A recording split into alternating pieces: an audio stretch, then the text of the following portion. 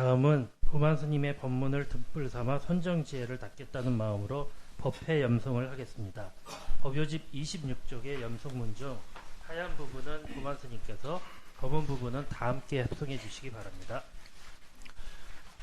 법요집 다 있으세요? 없어요? 나눠서 보세요. 예, 26페이지입니다. 하얀 동그라미는 제가 읽고요. 까만색은 여러분이 읽으시면 됩니다. 위 없이 높고 깊어 미묘한 법, 백천만겁 지난들 어이 만나리, 내 이제 듣고 보고 받아 지니니 열애의 진실한 뜻 알아지이다. 저희들이 사막도를 길이 여의고 어느 때나 삼보 이름 항상 듣고서 부처님을 따라서 항상 배우며 어김없이 안양국에 바로 태어나 미진 세계 불국토에 몸을 놔두어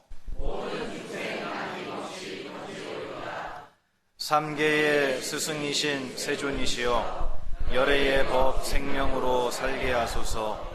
사생의 자부이신 세존이시여 영겁토록 저희들을 인도하소서. 나무 마하반야 바라밀, 나무 마하반야 바라밀, 나무 마하반야 바라밀.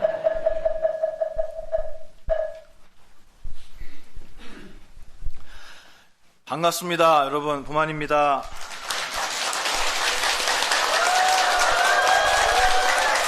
반갑습니다. 네. 자리가 좀 불편하시죠? 안 불편해요? 또 앞에 앉았다고 안 불편하다 그러시네. 뒤에 계신 분들 괜찮아요? 혹시 자리 없어서 힘드시거나 그러면은 이쪽으로도, 일로도 나오셔도 돼요. 예, 불편하시면 일로 오시고, 자리 없다 그러면 제 자리도 좀 양보해 드릴 테니까 일로 오셔도 돼요. 제가 오늘 저 위에 사다리까지 앉으셨어요. 네, 고맙습니다. 제가 오늘 와서 세 가지 정도를 느꼈어요. 방금 전까지. 첫 번째는 새해 첫 법회라서 이렇게 귀한 분들이 많이 와주셨다라는 거에 대해서 정말 진심으로 감사드린다라는 말씀드리고 싶고요. 그리고 두 번째는 우리 반야선언 대중들이 참 음치다라는 생각을 했습니다. 맞죠? 음치 맞죠? 저기서 오늘 또 음악을 또 소리 공양을 해주시려고 오셨는데 그 아쟁이에요? 아까 하신 게? 해금 소리가 너무 좋은데 그 해금 소리가 여러분 음치에 묻혀버렸어요. 듣지를 않고 혼자 노래를 부르시는 여러분을 보면서 참 용감하다. 그 용기로 한 해 사셨으면 좋겠습니다. 네. 그리고 또 하나가 법요집을 더 인쇄를 해야겠구나라는 생각이 들었습니다. 많은 분들이 오셨는데 저도 항상 말씀드리지만 편안한 의자에 앉아서 지옥을 보는 것과 불편한 의자에 앉았지만 천상을 보는 것 중에 여러분 선택하라면 어디 앉으시겠어요? 당연히 불편한 의자죠. 그죠? 지금 앉으신 데가 불편한 의자예요. 그렇게 생각해 주세요. 아무리 불편해도 불편한 의자에 앉아서 천상을 볼 수 있다면 저는 100년, 1000년 앉아 있고 싶어요. 이 자리가 제가 지금 앉은 자리가 원래 여기 반야선언 이제 제일 어른이신 주지스님이신 자자 광자 큰 스님께서 앉으시는 자리예요. 저희 은사 스님이십니다. 근데 제가 여기 앉아 있잖아요. 여기 의자에. 의자에 앉아본 분 계세요? 없어요? 앉고 싶으면 앉으셔도 돼요. 여기 머리 깎고 대신. 근데 이 자리 편할까요? 안 편할까요? 왜 안 편해요? 맞아요. 이 자리에서 여러분 부처님 등지고 앉은 놈은 저밖에 없습니다. 맞죠? 네. 그러면 이 자리에 부처님을 등을 지고 앉아서 떠든다라는 얘기는 누구의 말씀을 전한다는 얘기죠? 그렇죠. 근데 그 내용에 저의 사견이 섞인다면 자리가 부끄럽겠죠? 그래서 이 자리에 앉으면 항상 등에서 땀이 나요. 제가 긴장하는 거 보이시죠? 어떤 분이 네 그랬어요, 저기서. 여러분이 아무리 많다고 긴장하진 않아요. 그런데 여러분이 한 분이 앉아 계셔도 올바른 법을 얘기할 수 없다면 저는 긴장하는 게 맞고요. 그리고 이 자리에 앉으면 안 된다고 생각합니다. 오늘 새해 첫 법회에 이렇게 많은 분들이 와주셔서 진심으로 감사드리고, 여러분을 보면서 저는 금강경의 수보리 존자의 질문이 떠올라요. 부처님께 가르침을 듣고 수보리 존자가 눈물을 흘립니다.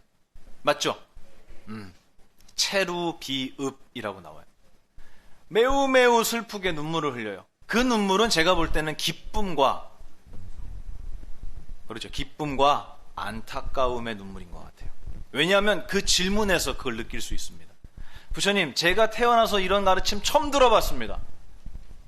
이 세상 모든 사람들은 다 육신이 나라고 얘기하고요, 생각을 나라고 이야기하고요, 기분 나쁜 감정을 나라고 가르치고요, 통장의 잔고를 나라고 생각하고 지위를 나라고 생각하고요, 아파트 평수와 학군과 학벌을 나라고 생각해요. 맞죠?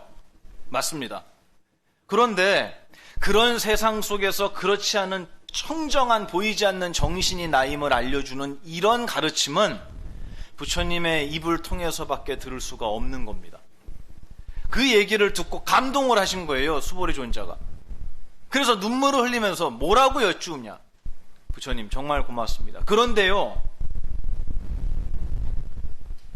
후 500세 말세 중생이 과연 이 가르침을 듣고 생실신부라고 여쭙니다. 정말 올바른 실다운 믿음을 낼 수 있겠습니까? 라고 질문해요. 무슨 얘기죠, 그거? 네? 그러기 힘들다. 그렇죠. 다시 얘기하면 그거예요. 부처님, 이거 믿겠습니까? 제가 나가서 감히 부처님을 등짓고 많은 사람들에게, 또 부처님을 모시지 않은 공연장, 강연장, 심지어는 잔디밭에 앉아서라도 제가 이 가르침을, 정말 행복한 이 가르침을 전할 때 수많은 분들이 감사를 표현하지만, 때로 어떤 분들은 에이, 스님 그거는 말뿐이죠. 스님 말씀처럼 이 험한 세상을 어떻게 살 수 있습니까? 세상은요, 더 가져야 되고요, 더 빨리 뛰어야 되고요, 저놈 잘 때 저는 일어나 있어야 됩니다. 스님 잘 모르시는 것 같아요. 세상 안 살아보셔서. 스님 장가 안 가셔서 자식에 대해서 잘 모르시는 것 같아요. 가정사에 대해 잘 모르시는 것 같아요. 라고 얘기하세요. 맞아요. 올바른 믿음을 낸다는 건 정말 힘들어요. 그리고요, 여러분, 이런 가르침을 듣고 여러분이, 맞아, 비록 내 마음속에 내가 저 말씀이 구구절절 간절하게 와닿지 않는다고 하더라도 내가 들어보니까 틀린 말씀은 없단 말이에요.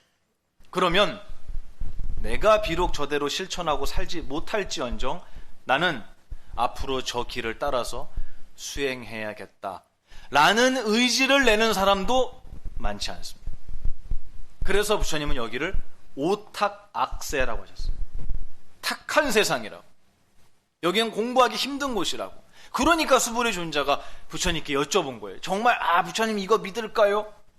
그때 부처님께서 항상 제자들이 질문을 하면 부처님은 칭찬을 하셨어요. 맞죠? 네, 금강경 강의 들으신 분 아시죠? 제가 그랬잖아요. 그래서 누군가가 질문하면 야야야 뭐 그런 걸 물어봐. 아이 그건 너 생각이고 틀렸어. 이게 아니라 일단 뭐부터 한다고요? 부처님은 칭찬부터 하셨어요. 누가 무슨 질문을 해도 질문을 하면 뭐라고 칭찬하셨죠? 선제.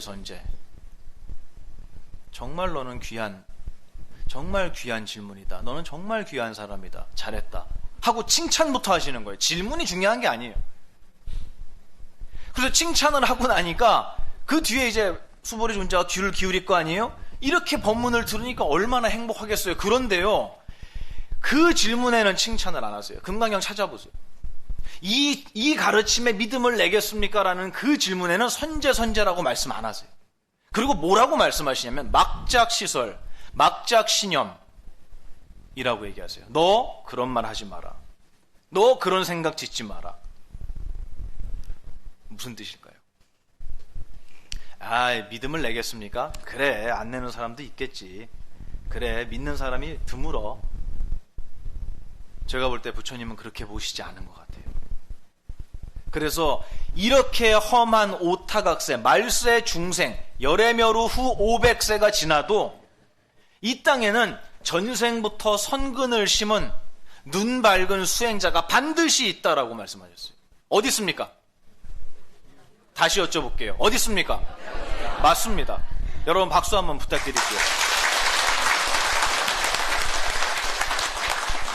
여러분은 내가 모르는, 스스로가 알지 못하는 시간 동안 정말 많은 복을 지으셨어요. 그래서 오늘 이 자리에 건강한 육신으로, 건강한 마음으로, 그리고 이렇게 귀한 부처님의 불연으로 오늘 반야선언에 오셔서 이렇게 앉아 계시는 거예요. 우리의 수명, 이 육신의 수명이라는 거는 정말 다양하죠. 제가 여기 뵈니까 평균 연령이 한 40세 정도 되는 것 같아요. 왜 웃죠? 여기서 웃으면 안 되는데.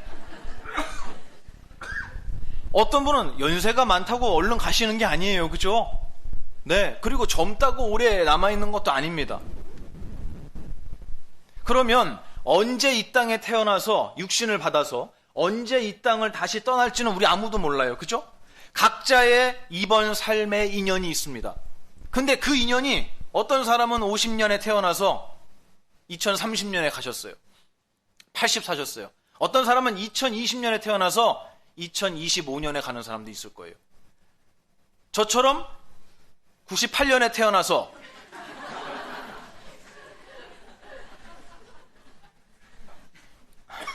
미안합니다. 새해부터 이렇게 각자의 이번 생의 인연이 다 다른데 그 수많은, 여기에 지금 100명이 훨씬 넘는 분들이 들어와서 이 수많은 분들의 각자의 인연들이 오늘 이 시간 이 자리를 공유하고 있는 거예요. 이게 쉬운 일이겠습니까, 여러분? 이건 기적과도 같은 일이에요. 내가 이 자리에 함께 있을 수 있다는 건 기적과도 같은 일입니다. 올바른 눈을 가지신 이 땅에 대한민국 불교의 수많은 스님네들, 선지식들을 내가 두 눈으로 친견하고 그분께 인사드리고 그분께 내 이름을 말씀드리면 그분이 내 이름을 불러주는 이런 기적 같은 일을 여러분은 경험하고 계신 거예요. 우리의 스승님이 떠나시고 나면 하루만 지나도 내 이름을 불러줄 사람이 없어져요.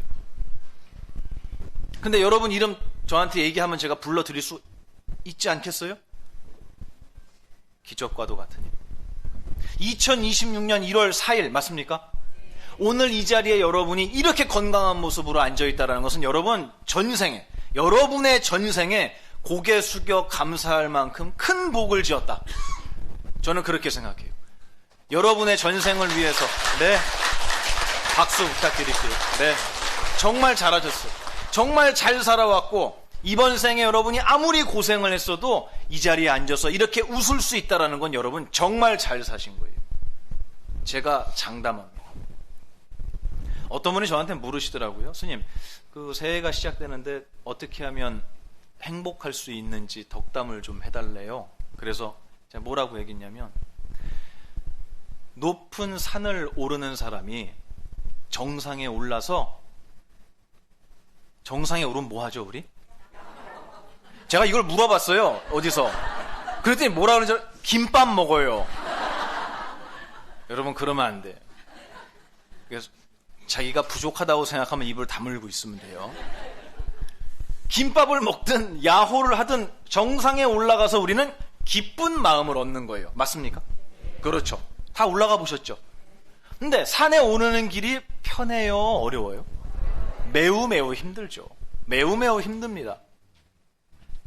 그래서 우리 거사님들은 등산 가자 그러면 입구에서 막걸리집으로 새잖아요. 힘든 걸 아는 거예요. 정상에 올라와서 야호 했습니다. 그러면 그동안 산에 올라오는 동안 힘들었던 건 왜 힘들었던 거죠? 그렇죠. 야호 하려고. 근데 정상에 올라와서 야호 했어요. 그리고 김밥 까먹었어요. 즐거웠습니다. 좋아요. 그러면 그동안 왜 고통스럽게, 왜 힘들게 올라왔어요? 뭐 하려고? 즐거우려고. 그렇습니다. 우리 삶의 유일한 시간은 지금밖에 없어요. 지금밖에 없어요.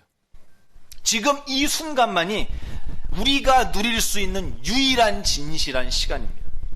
여기 연세가 200살, 300살이 되신 분이 계셔도 그분 역시 지금만 살아오셨어요. 우리는 1초 뒤도 살아본 적이 없습니다.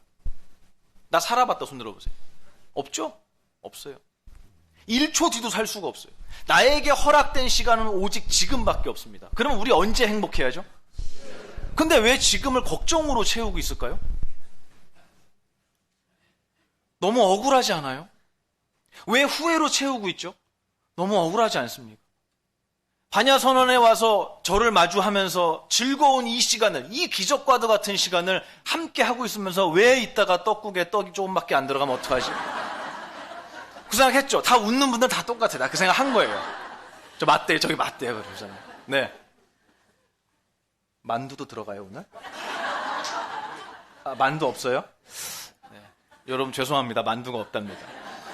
왜 이 행복한 시간에 지금이라는 이 순간을 즐기지 못하고 왜 우리는 미래로 가 있을까? 왜 과거로 가 있을까? 한순간도 지금을 벗어나서 산 적도 없으면서 그러면 우리의 지금이 웃고 있다면 우리 그동안 왜 고생했던 거예요? 웃으려고요. 웃으려고 그런 거예요. 왜 산을 힘들게 올라갔다고요? 야호하려고. 지금 야호하려고. 지금 내가 웃고 있다면 여러분은 웃으려고 그동안 그렇게 고생하신 거예요. 잘하셨어요. 그런데요, 내가 지금 울고 있잖아요. 그러면 그동안 아무리 행복했어도 왜 행복했던 거죠? 이렇게 울려고. 이렇게 울려고. 제가 이렇게 표현했습니다. 지금이 행복하면, 아니 지금이 불행하면 과거의 모든 사건들은 다 흉터라고 했어요. 흉터예요. 아파요. 근데 지금이 행복하면 과거의 모든 아픔들은 다 훈장이다라고 얘기했어요. 훈장이에요. 저희 은사 스님이신 자자광자 대중사 스님께서는 월남전 참전 용사세요. 우리나라 군종장교 1기세요. 그래서 그 많은 시신을 수습하고 그 전쟁통에 월남전 참전을 하시고 부상을 입어서 돌아오셨어요. 흉터가 있으시겠죠? 부상을 입으셨으니까. 그 흉터가 부끄러울까요? 자랑스러울까요? 그거예요. 그거예요. 함께 저하고 공부하시는 분들이 많은 분들이 이렇게 표현합니다. 스님, 공부를 배웠음에도 불구하고 저는 자꾸만 넘어집니다라고 얘기해요.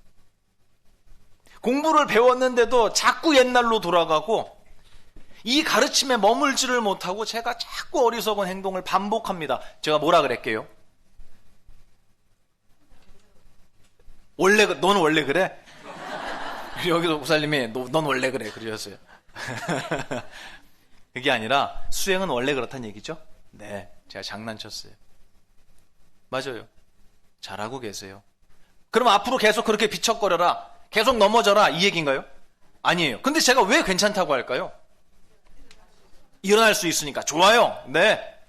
근데 아니요. 저는 그 밑에 또 하나의 의도가 있어요.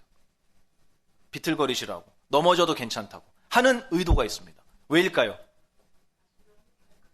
앞으로 행복할 거니까. 좋아요. 여러분 대답 못할걸요?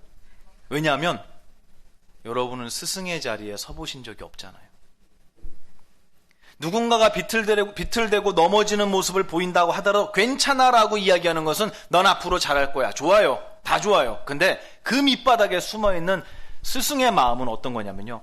그래, 넘어질 때 잘 기억해놔 너. 그래서 너가 스승이 됐을 때 누군가가 넘어지는 모습을 보면 설명해 줄 수 있어야 돼. 그것마저도 공부야. 저는 그렇게 배웠어요. 어리석다고 혼나는 것도 공부라고.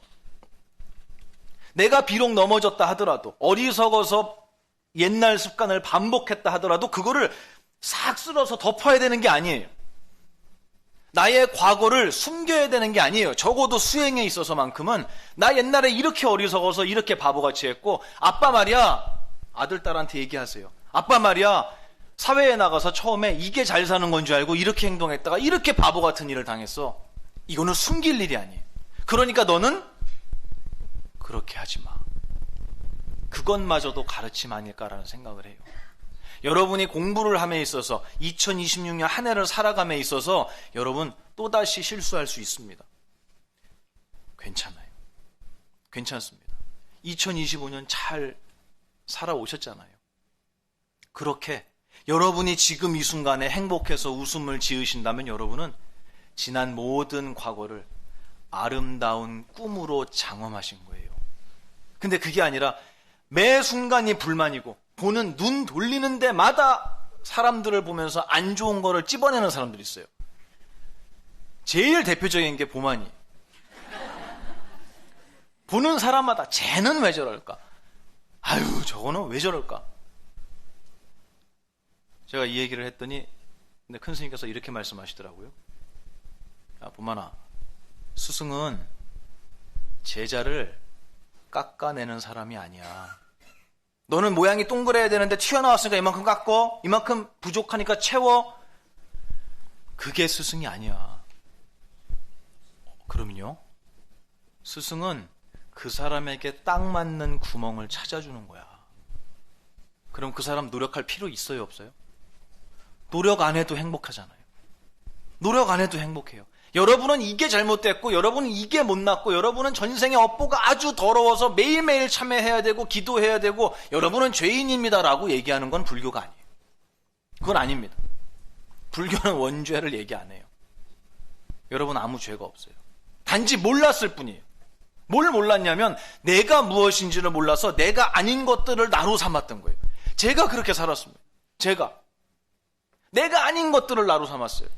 남들보다 연봉 조금 높으면 목에 힘들어 가잖아요.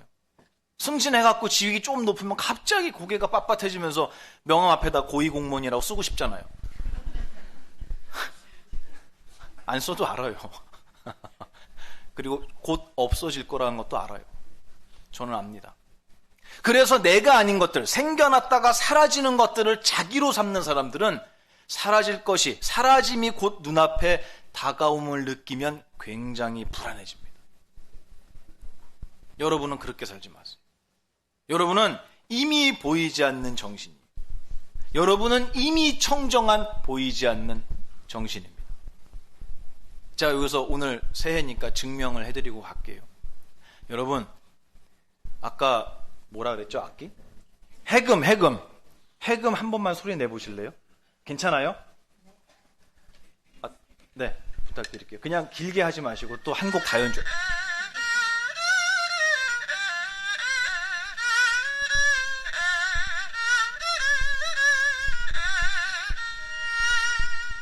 여러분 박수 부탁드릴게요. 아름답죠? 그런데요, 여러분 되게 중요한 거 제가 알려드릴게요.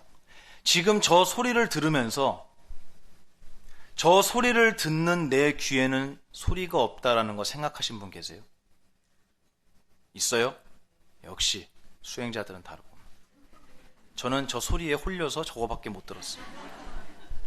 우리는 소리를 들을 때 우리의 귀에는 무엇이 없다라는 것을, 소리가 없다라는 것을 놓칩니다. 우리 귀에는 아무 소리가 없어요. 지금 언제나. 그렇기 때문에 밖에 있는 소리를 어떻게 할 수 있다고요? 들을 수 있습니다. 센서의 기본 원리예요. 들어보세요, 내 귀를. 무슨 소리 나나.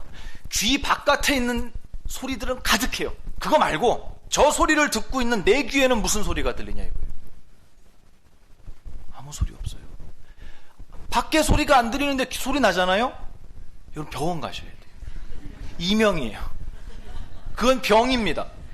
건강한 귀는 아무 소리가 없어야 건강한 귀예요. 그래야 바깥에 있는 작은 소리 하나를 들으면 어디서 소리가 나는구나라고 인식하는 거예요. 근데 우리는 이 고요한 나의 귀가 항상 존재했다는 걸 잊어버리고 어디로만 들어가죠? 소리로만 들어가요. 그래서 저렇게 멋진 음악을 들으면 야, 아름답다. 그런데요, 누가 내 욕하는 것 같아요? 그럼 뭐라 그래요? 뭐 임마? 이렇게 하는 거예요. 너 새해부터 나한테.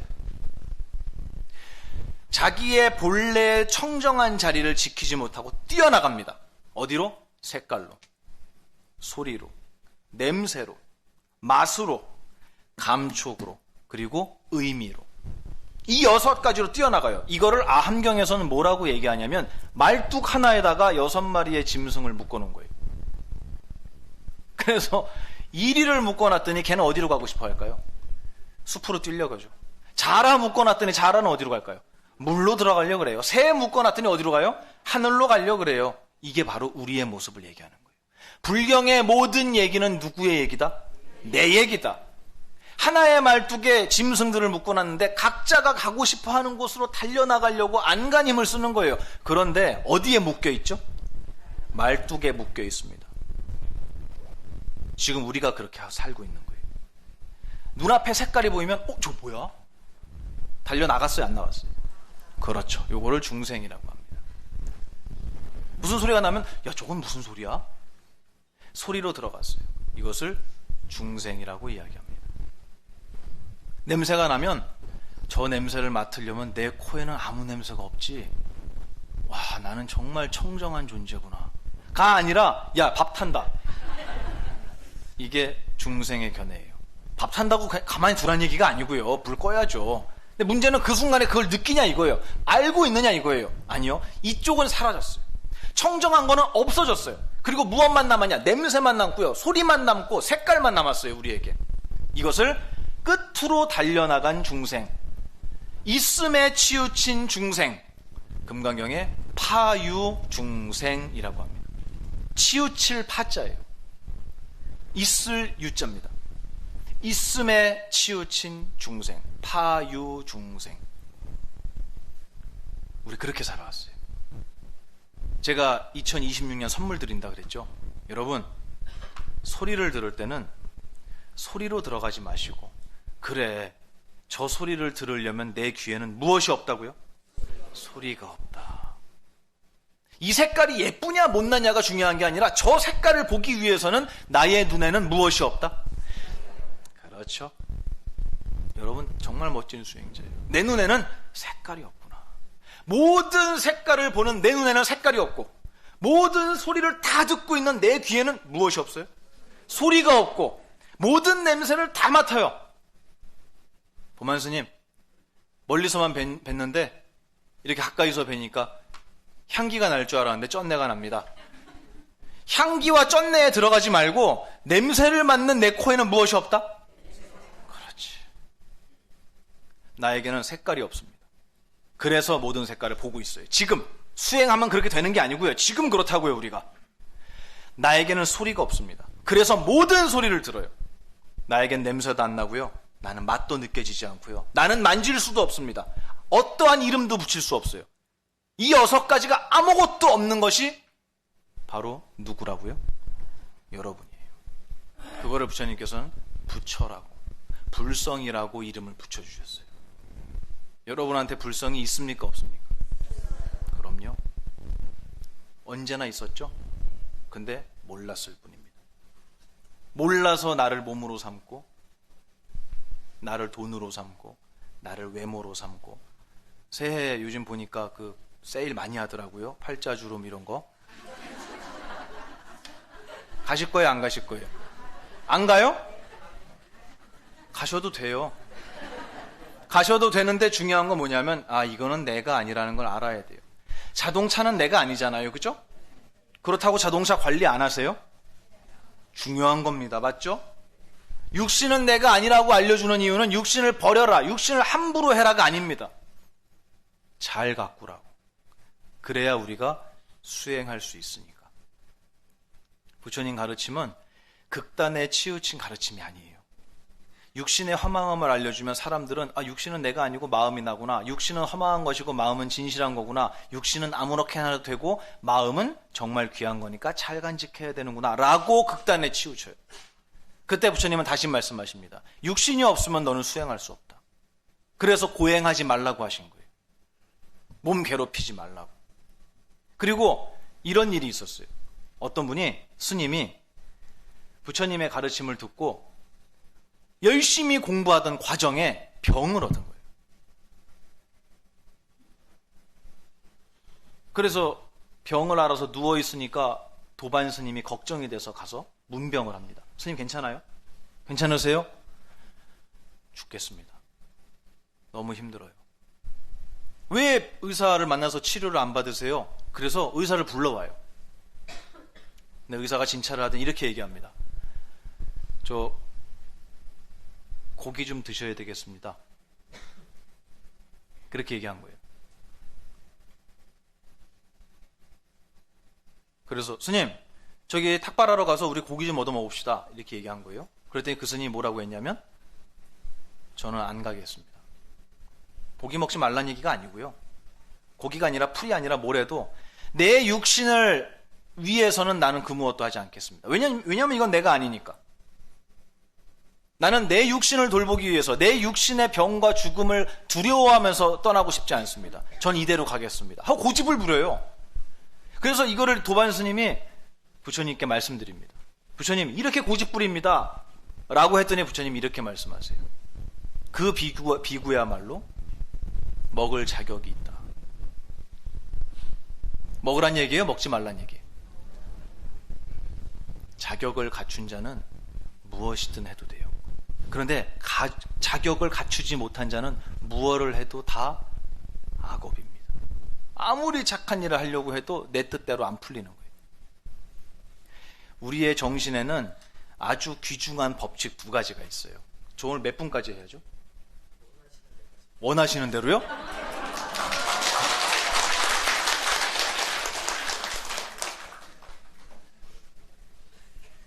표정이 굳는 분들이 있는데 저 뒤에 우리 정신에 법칙이 2가지가 있어요. 이게 뭐냐면 여러분 스님한테 이 가사, 옷 이거 공양 여러분 하신 적 있으세요? 해본 적 있으세요? 그거 왜 하셨어요? 솔직히 얘기하세요. 복 지으려고. 그렇지. 스님한테 이 가사 옷을 지어드리면 뭘 받아요? 복 받는다고. 그래서 받았어요? 이 자리에 계신 거 보니까 받은 것 같아요. 그거를 불교 용어로 복덕 이렇게 얘기를 해요. 근데 경을 보면은 공덕이라는 말도 나와요. 이거 같은 말일까요? 다른 말일까요? 어떻게 알아요, 여러분? 글자가 달라서. 되게 재밌네요, 오늘. 똑똑하시네요. 그 얘기 해드리려고 그래요. 여러분, 모르시는 분 많이 계시죠? 저에게는, 보만이에게는 말할 줄 아는 능력이 있습니까? 없습니까? 있어요. 그러니까 열심히 떠들고 있잖아요. 그죠? 말할 줄 아는 능력은 여러분한테 있습니까? 없습니까? 있어요. 화낼 줄 아는 능력은 여러분한테 있습니까? 없습니까? 있어요. 여러분에게 갖추어진 능력은 공덕이라고 합니다. 능력은 공덕이라고 해요. 그런데 그 능력을 사용해서 만들어진 결과는 복덕이라고 합니다. 아셨죠? 그러면 말할 줄 아는 능력은? 그렇죠. 왜 이렇게 자신이 없어요? 말할 줄 아는 능력은 뭐라고요? 공덕. 그렇죠. 근데 그 말할 줄 아는 공덕을 사용해서 여러분이 보만 스님 고맙습니다. 이렇게 말을 만들어냈어요. 그럼 이 말은 뭐라고요?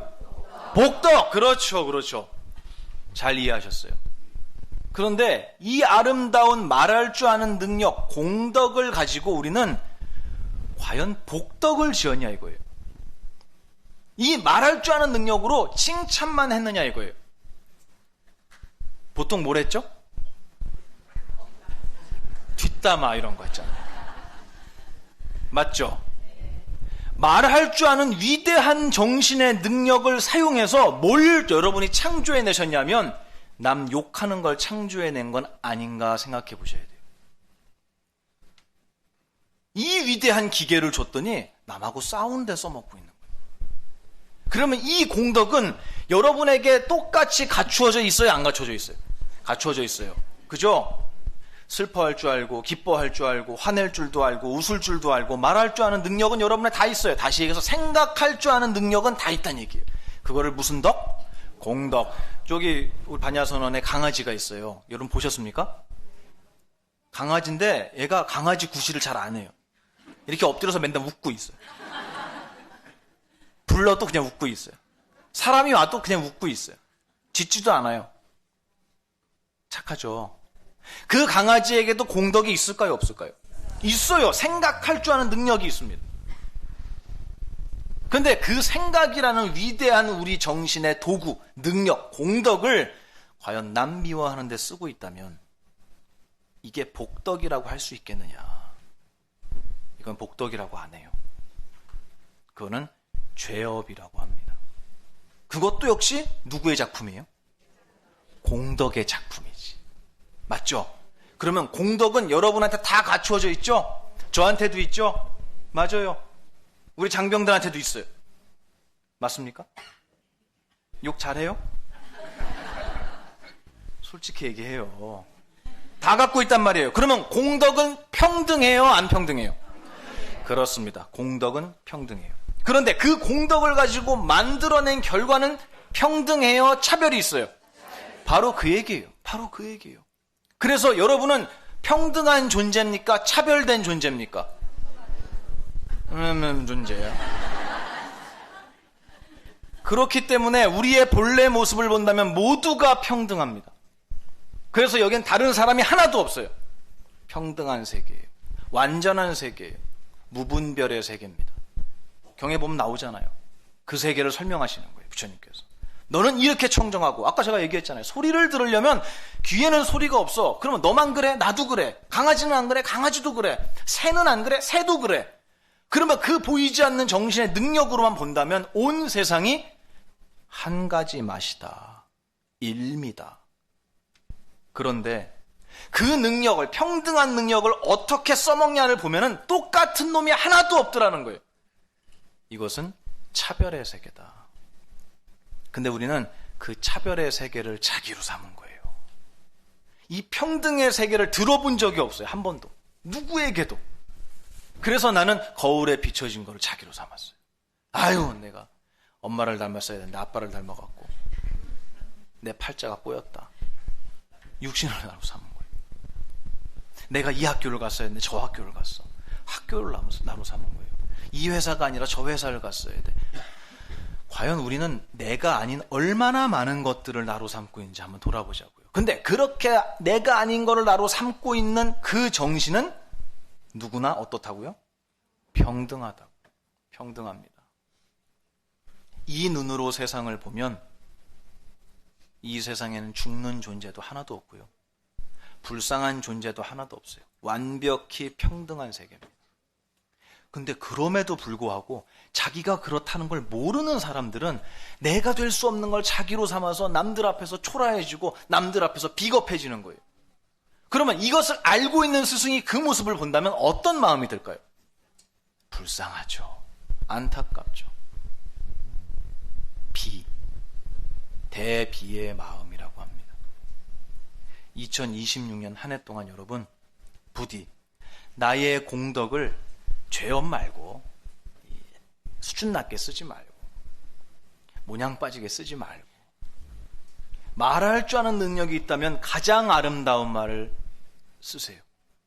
말할 줄 아는 공덕이 갖추어져 있으니 우리 가장 아름다운 복덕을 지어보자고요. 어떠세요? 할 수 있겠죠?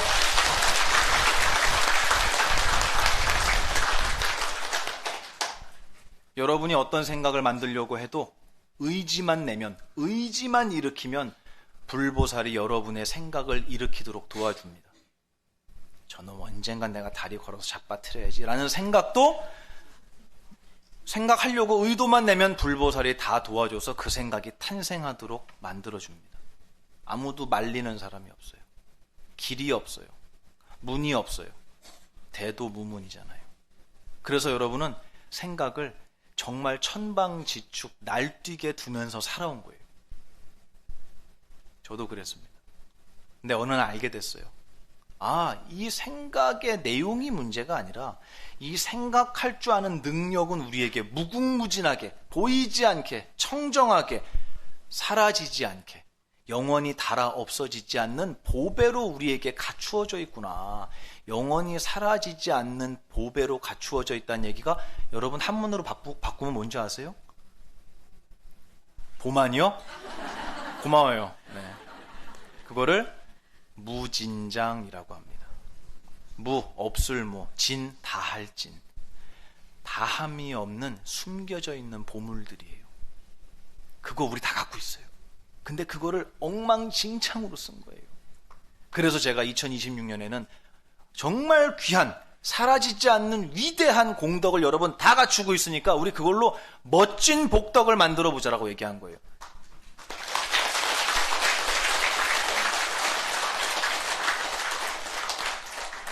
자, 이제 제가 숙제 드릴 거예요. 새해 숙제입니다. 우리 여기 나 엄마하고 같이 왔다 손 한번 들어보세요. 네네. 어이구, 많아요. 우리 젊은 학생들 많아요. 네.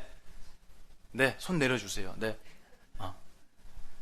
우리 새해에 세배 드리죠, 스님께. 어른께 세배를 드립니다. 그러면 저한테도 세배를 하러 오시는 분들이 계세요. 그 얘기는 무슨 소리죠? 세배를 한다는 건? 세뱃돈. 네. 그래요. 그렇지 않아도 새해만 되면 많은 압박을 느껴요, 제가. 어떻게 세뱃돈을 마련해야 되나. 제가 어린 학생들에게, 초등학생, 중학생, 고등학생들에게 세배를 하면 세뱃돈을 이렇게 봉투에 넣어서 제 무릎 앞에다 쫙 깔아놔요. 금색 봉투에 넣어서. 그러면 애들이 갑자기 막 엄마 따라서 이렇게 막 시큰둥하게 들어왔다가 그 세뱃돈이 쫙 금빛으로 반짝거리잖아요. 그걸 보면 갑자기 차수를 탁 해요, 애들이. 얼마나 경건해지는지 몰라요. 예의 발라요. 그리고 스님께 절 드려라 그러면은 아주 정성스럽게 삼배를 합니다. 그리고 눈은 항상 어디가 있죠? 봉투에 가 있는 거예요. 그럼 제가 그걸 하나씩 줍니다. 주면서 이 세상에 공짜는 없어. 우리 학생 여러분, 스님하고 약속 하나 합시다. 그리고 제가 얘기하는 게 뭐냐. 우리 새해에는 부모님한테 존댓말 합시다. 제가 이걸 시켜요. 이거 정말 중요한 거예요. 이거는 엄마들이 시키지 말고, 지금 여기 계시는 학생분들 있죠? 엄마와 같이 온 분들. 네. 나이가 50, 60 돼도 상관없어요. 그래도 엄마 계시잖아요. 그렇죠? 예. 어머니한테, 아버님한테 우리 존댓말 하기 연습하자고요. 왜냐하면 이유가 있어요. 이 말은요, 마법과도 같습니다. 제가 지금까지 1시간 가까이 떠들었거든요.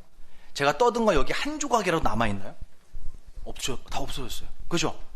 근데 여러분 마음속에 뭔가가 남아있어요? 안 남아있어요? 남아있죠? 그건 재료가 뭐예요? 소리예요? 소리 없어졌다면서요. 소리는 다 없어졌어요. 근데 여러분 마음속에 뭔가를 남겨놔요, 얘는. 구업의 힘은 이렇습니다. 이 말의 힘은 이래요. 본인은, 자기 자신은 찰나를 견디지 못하고 사라지는데 이 말이 사라진 자리에는 무언가 그림자가 남아요.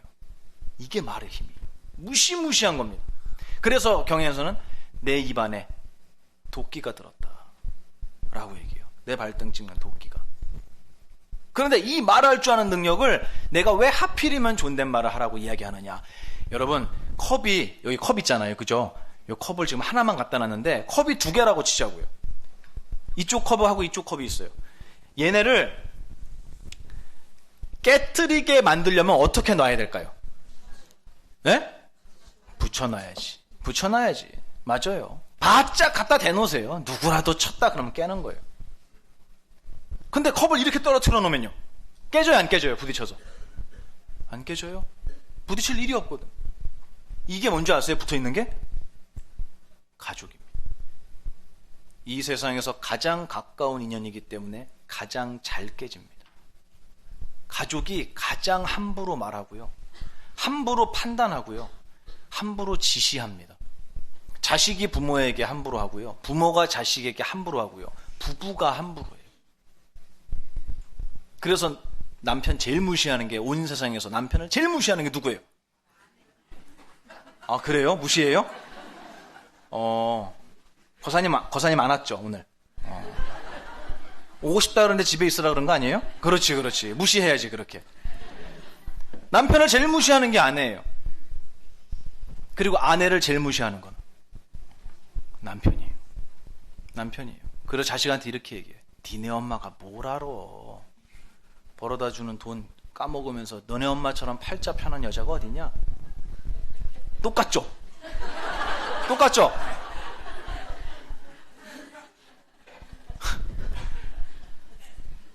그리고 엄마는 그렇게 얘기하잖아요. 냉장고에 상한우유, 제가 얘기했죠? 냉장고에 상한우유 있어요. 엄마, 냉장고에 상한우유 있는데 어떻게 버릴까요? 냅둬! 아빠 주게. 제일 무시해. 아빠를 제일 무시해요, 부인이. 그리고 부인을 남편이 제일 무시해요. 그리고 부모는 누가 제일 무시해요? 자식이 무시합니다. 다 알아요. 너무 가까이 오래 살아서 다 알아. 이쯤 되면은 우리 엄마 폭발하겠다. 저 얘기까지는 우리 아빠 아킬레스건인데 저 건들면 안 되는데 너무 잘 알아요. 돈 갖고 싸우는 거, 장인어른 때문에 싸우는 거, 집안 문제로 싸우는 걸 애들은 다 보고 자랐기 때문에 부모님의 밑바닥까지 다 안다라고 착각합니다. 그리고 부모는 자식을 잘 안다고 착각해요. 그래서 어떤 분이 저한테 그래요. 스님, 저희 아이가 이번에 회사를 들어갔는데 너무 힘들어합니다. 그래서 회사를 그만뒀는데 어떤 얘기를 해줘야 될까요? 그래갖고 아이가 몇 살이에요? 그러니까 45살이래요. 적당히 하세요. 적당히 좀. 손주 볼 나이에요. 자식을 아이라고 부르지 마시고요. 하나의 인격체고요. 온 세상에 아름다운 목소리를 낼 수 있는 스승이 될 만한 사람들이에요. 여러분의 자제분들은. 그리고 여러분의 부모님들은요. 단 하나도 여러분에게 부족함이 없이 키우려고 평생을 노력만 해오신 분이에요. 그런데 안타깝게 그 노력의 방향이 내가 뜻하는 것과 달랐었어요. 그래서 저희 어머니는 저를 회초리를 때리면서 우셨어요. 왜 그러셨을까요? 마음이 아파서? 맞아요. 근데 제가 여쭤봤어요. 왜 우셨냐고 그때. 때리면서 그 생각이 들었대요. 내가 지금 잘하고 있는 걸까? 전 이게 부모님 마음 같아요. 나름 최선의 노력을 다하는데 연장이 몇 개 없어요. 최선의 노력을 다하려고 하는데 내가 가진 게 별로 없어요. 그래서 남들보다 부끄럽지 않게, 남들에게 뒤지지 않게, 남들보다 못나지 않게 키우려고 최선을 다했지만 언제나 미안하고 모자란 뿐입니다. 그래서 자식은 그 마음을 모르기 때문에 부모님한테 아버지는 남들 돈 벌 때 뭐 하셨어요? 이런 얘기 하는 거예요. 몰라요, 그 마음을. 자식은 부모를 무시하고 부모는 자식을 무시해요. 그래서 옛날에 묻지마 폭행이 막 한동안 유행할 적이 있었어요. 그랬더니 부모님이, 딸이 중학생이래요. 스님, 요즘 무서워서 애들을 밖에 못 내보내겠어요. 왜요? 요즘 묻지마 폭행을 막 한대요. 딸이 가해자일 거라는 생각은 안 해보셨어요? 제가 그랬어요. 내 자식이 가해자가 될 수 있다는 생각은 안 해보셨어요? 아, 우리 딸은 그럴 일이 없어요. 우리 아들은 그런 애가 아니에요. 라고 착각하는 거예요. 가까이 있기 때문에 서로가 서로를 잘한다고 착각하고요. 그래서 함부로 말해요. 저는 대한민국의 가정에 정말 행복과 평화와 서로의 존중과 정말 위대한 가치가 남아있는 곳으로 대한민국 가정을 정말 만들어드리고 싶어요. 왜냐하면 전 결혼도 안 했지만 왜 제가 그렇게 거기에 마음을 쓰냐면 바로 이 승가, 출가자의 집안도 똑같습니다. 전 여기서 배웠어요. 출가해서 배웠어요. 뭘 배웠냐고요? 대화하는 법을 배웠어요. 뭘 배웠냐고요? 용서하는 법을 배웠어요. 뭘 배웠냐고요? 사과하는 법을 배웠습니다. 특히 우리 부산 사나이들, 부산 고향인 분 계세요? 거사님들 중에. 부산. 또. 남자요, 남자. 남성분이셨어요? 아니에요? 네. 제가 여쭤볼게요. 부산 사나이들은 미안하다는 표현을 할 때 어떻게 하세요? 가족한테. 지금 글쎄요라고 대답하셨어요. 제가 장난친 겁니다. 제가 부산에서 강연을 했는데 거기서 그 얘기가 나왔어요. 사과하는 법에 대한 얘기를 제가 했는데 우리 남편도 미안함을 알기는 아는 인간 같대요. 그건 아는 인간 같대요. 근데 가족한테 함부로 해갖고 욱해서 함부로 얘기하고 바보 같은 행동을 할 수 있죠. 그럴 수 있어요. 가족한테 못 보여줄 게 뭐가 있습니까? 그런데 그렇게 하고 나면 어떻게 해야 돼요? 사과해야 돼요. 근데 사과를 어떻게 하냐고 물어봤더니 퇴근할 때 치킨 사온대요. 그리고 치킨을 주면서 저기 아까 어제 아침에 내가 그냥 답답해서 막말해서 너무 미안합니다. 당신 마음 많이 힘들었죠? 애들한테도 아빠가 그랬어 이해해줘라 미안해. 이게 아니라 치킨 갖고 와서 던져. 마루에 던져. 툭! 뭐라? 이게 사과래 이게. 여러분 아름다워요? 이게 말할 줄 아는 공덕을 복덕으로 쓰는 건가요? 아니 누가 봐도 아니에요. 정말이에요? 부산분 그래요? 사람에 따라 다르다. 나는 그렇지 않다라고 얘기하고 싶은 거예요. 맞아요. 여러분 자제분들 2026년에 꼭 존댓말 써보세요. 아셨죠? 그리고 부부, 여기 부부 손 들어보세요. 정말 대단한 분들이에요. 부부가 같이 왔다는 분들. 네, 정말 훌륭해요. 여러분 부부끼리 존댓말 쓰세요. 제가 부탁드려요. 이 세상에서 가장 사랑하고 가장 아껴서 함께 사시는 거 아니에요? 맞죠? 대답이 빨리 안 나와 이렇게. 좀 도와주세요. 오늘 첫 법회인데. 가장 사랑해서 결혼하고 가장 무시하고요. 가장 싫어하고 저 인간 숨 쉬는 소리도 듣기 싫다 그래요. 밥 먹을 때 음식 씹는 소리도 듣기 싫대요. 저한테 다 한 얘기예요. 어떻게 해요 스님 이런데 라고 얘기하시더라고요. 부부끼리 존댓말 써보세요. 이상한 게 아닙니다 여러분. 정말 격조 있고 품위 있고 정말 교양 있는 집안들은 다 부부끼리 존댓말 썼어요. 옛날부터. 옛날 어르신들 보면 그런 분들 많았습니다. 네.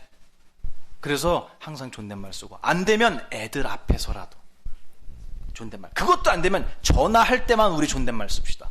약속하세요. 해보세요. 해보면 멀어지는 게 아니라 예의를 갖추게 돼요. 그래서 예의가 없는 것과 가까운 친한 것을 혼동하시는 분들이 있어요. 친할수록 가까울수록 깨지기 쉽습니다. 여러분 아셨죠? 나에게 갖추어진 공덕을 정말 멋진 복덕으로 만들어가는 2026년이 되셨으면 좋겠습니다.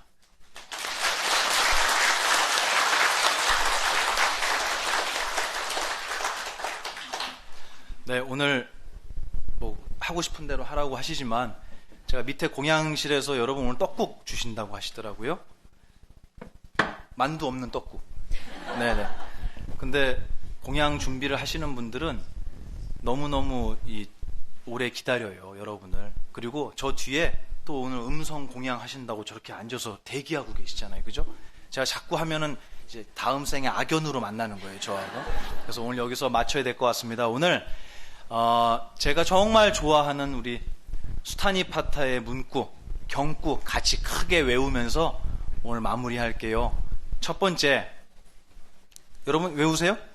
첫 번째 뭐죠? 첫 번째는 소리에 놀라지 않는 사자처럼. 네, 아는 거 하나밖에 없다고 크게 그냥 그것만 얘기하시는데, 소리에 놀라지 않는 사자처럼. 사자는 소리에 안 놀라죠? 토끼는? 뭐 하실래요? 그래요. 고르세요. 그렇죠. 우리는 그 무엇에도 두려울 바가 없는 사자와 같은 존재다. 그러니까 부처님 제발 2026년에는 힘든 일이 오지 않게 해주시고 옆집으로 가게 해주세요. 이렇게 하지 말고 제가 1,000원짜리 올려놨으니까 10,000원짜리로 바꿔주세요. 이러지 말고 그 무엇도 그 어떤 일이 닥쳐와도 나는 두려워하지 않겠다라는 수행자의 용맹함. 소리에 놀라지 않는 사자처럼. 두 번째, 그물에 걸리지 않는 바람처럼. 제가 바꾸지 말라고 했어요. 바람에 걸리지 않는 그물처럼 하시면 안 돼요. 바람은 그물이 아무리 앞에 많아도 걸리지 않습니다. 근데 우리는 안 그래요. 너 때문에 내가 못 살겠어. 너만 없으면 살겠어. 그게 아니라 어떤 그물이 펼쳐져도 걸림이 없는 바람처럼. 맞죠? 세 번째, 진흙에 물들지 않는 연꽃처럼. 연꽃은 진흙 속에 살면서도 한 방울도 묻지 않아요. 이 얘기는 무슨 얘기냐? 여러분이 수행하려면 전부 다 머리 깎고 산속에 절로 들어가세요. 그게 아니라 우리가 살고 있는 오탁악세 속에서도 여러분의 깨달음의 꽃은 아름답게 피어날 수 있다는 말씀을 해주셨다고 생각해요. 진흙에 물들지 않는 연꽃처럼. 마지막은 무소의 뿔처럼 홀로 가라. 그 무엇에도 기대지 마라. 너가 무언가에 의지한다면 너가 의지했던 그것이 무너질 때 너도 함께 무너지기 때문이다 라는 것이 부처님의 유언이었죠. 네, 안한존자가 우린 무엇에 의지해서 삽니까? 당신이 떠나시면 라고 여쭈니까 이렇게 말씀하십니다. 그 무엇에도 의지하지 말아라. 무소의 뿔처럼 홀로 가라. 외우셨죠? 그렇죠. 자, 이제 들어갑니다. 다 합장하고 우리 큰 소리로 같이 외우고 오늘 2026년 첫 법회 마치겠습니다. 자, 합장하시고요. 첫 번째, 소리에 놀라지 않는. 그렇죠. 두 번째, 그물에 걸리지 않는 바람처럼. 세 번째, 진흙에 물들지 않는 연꽃처럼. 마지막, 무소의 뿔처럼 홀로 가라. 여러분 새해 복 많이 받으십시오. 고맙습니다.